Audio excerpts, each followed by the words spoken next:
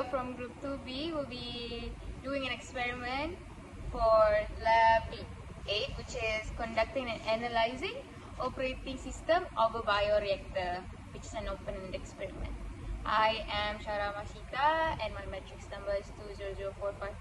I'm HAZIQAH and my matrix number is 200607.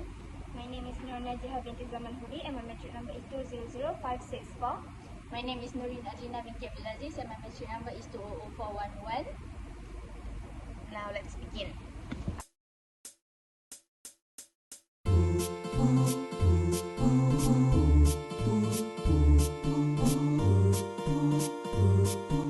To start the experiment, the mass of glucose was first measured using the weighing balance.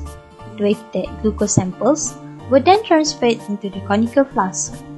Prior to the measurement, the weighing balance was stirred with the petri dish already being put in the balance. In this step, it is important to ensure that the weighing balance has been calibrated to get the correct measurement of the sample mass. This step was repeated to obtain 4 samples of mass 10, 20, 30 and 40 gram of glucose in each respective flask. Then, the use was measured for 4 samples, all with the constant mass of 5 grams.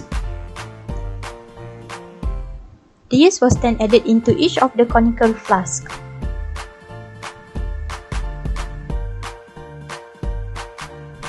The distilled water was added into a beaker and then heated to 30 degrees Celsius using the hot plate. Then, the heated distilled water was measured to 50 ml and then added to each of the samples. Then, a small amount of the samples were taken out using a pipette and the measurements of the bricks was taken to measure the initial concentration of each of the samples.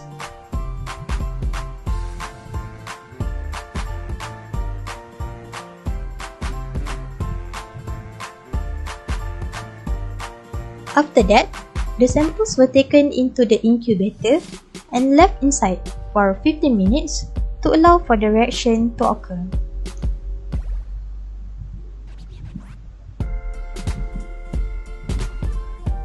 Next, the samples were taken to the incubator shaker to allow for proper mixing.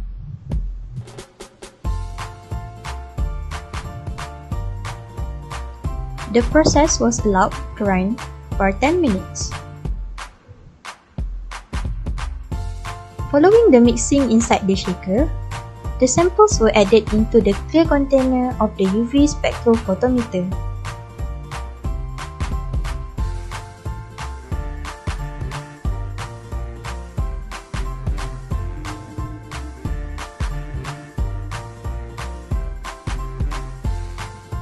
After that, the samples were taken into the UV spectrophotometer to measure the absorbance of the samples.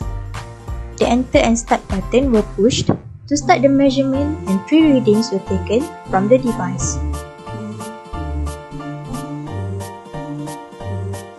In the preceding step, the pH meter was used to measure the pH value of the samples.